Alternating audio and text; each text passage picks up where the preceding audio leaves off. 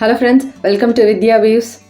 என்னதான் நம்ம கஷ்டப்பட்டு வீட்டில் டிஃப்ரெண்ட்டான ரெசிபிஸ் ட்ரை பண்ணாலும் ஒரு சில பேர் இருக்காங்க, ஃபைனல் டச்சாக எனக்கு தோசை தான் வேணும், எனக்கு இட்லி தான் வேணும்னு ஸ்டிக்கான் ஆகிற பீப்புள் இருக்காங்கல்ல, அவங்களுக்காக தான் இந்த வீடியோ.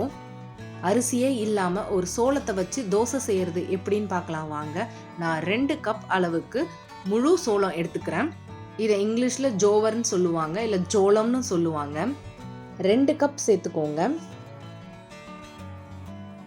அதே கப்பில் ஒரு பாதி கப் அளவுக்கு வெள்ளை உளுந்து சேர்த்துக்கிறேன். கொஞ்சமாக வெந்தயம் சேர்த்துக்கிறேன். இதை தண்ணி ஊற்றி நல்லா வாஷ் பண்ணி ஒரு ஃபுல் நைட் ஊற வச்சு எடுத்துக்கோங்க. இப்போ பார்த்தீங்கன்னா எல்லாமே நல்லா ஊறி வந்திருக்கு. மறுபடியும் ஒரு வாட்டி நம்ம கழுவி நல்லா தண்ணி ஊற்றி எடுத்துக்கலாம். இப்போ இது எல்லாத்தையுமே நான் மிக்சியில் போட்டு கொஞ்சமாக தண்ணி விட்டு நல்லா பிளெண்ட் பண்ணி அரைச்சிக்க போகிறேன். ரொம்ப நைஸாக அரைச்சிடாதீங்க, கொஞ்சம் கொரன்னு தான் அரைச்சி எடுக்கணும். இப்போ இது இன்னொரு பவுலில் ஊற்றிக்கோங்க.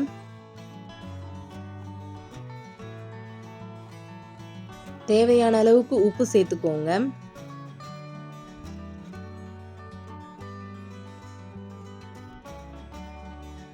இப்போ இது எல்லாத்தையும் கலந்து விட்டுடுங்க.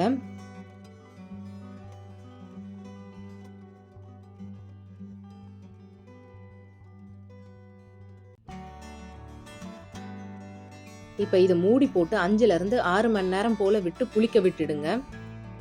இப்போ ஒரு 6 மணி நேரம் ஆயிடுச்சு. எப்படி வந்திருக்குன்னு பார்க்கலாம் வாங்க. பார்த்தீங்கன்னா சூப்பராக மாவு புளிச்சு செம்மையாக வந்திருக்கு.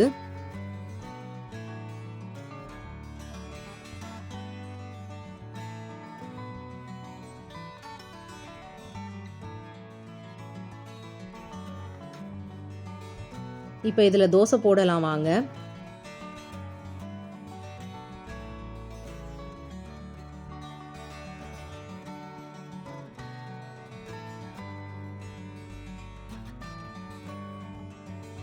தோசைனா இந்த மாதிரி அங்கங்கே பபிள்ஸ் அண்ட் ஓட்டை விழணும், அப்போ தான் நல்லா இருக்கும். நம்ம ஏற்கனவே ரொம்ப மைய அரைக்காததுனால நல்ல ஒரு கிறிஸ்பான தோசையை நம்மளால் செஞ்சு எடுக்க முடியும்.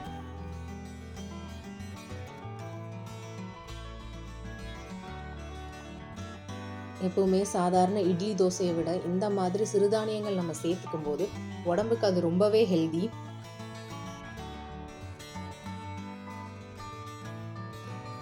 இந்த தோசையை யாரெல்லாம் சாப்பிடலான்னு பார்த்தீங்கன்னா எல்லாருமே சாப்பிடலாம். ரொம்பவே ஹெல்தி, டயபெட்டிக், வெயிட் லாஸில் இருக்கவங்களுக்கு ரொம்பவே நல்லதுங்க. டெஃபினட்டாக இதை நீங்கள் செஞ்சு கொடுங்க. நார்மல் தோசையை விட ரொம்ப டேஸ்ட்டாகவும் இருந்தது. எங்கள் வீட்டில் குட்டீஸ் எல்லாம் நல்லா சாப்பிட்டாங்க.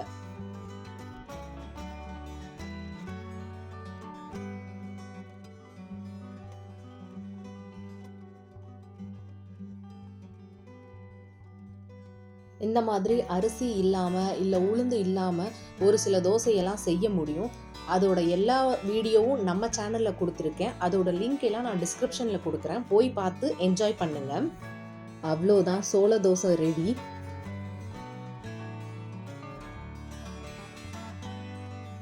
இன்னைக்கு நான் இது கூட ராஜ்மா கிரேவி செஞ்சுருந்தேன். 1 கப் ராஜ்மா கிரேவியோட இந்த மாதிரி ஒரே ஒரு தோசை சூப்பராக இருந்தது.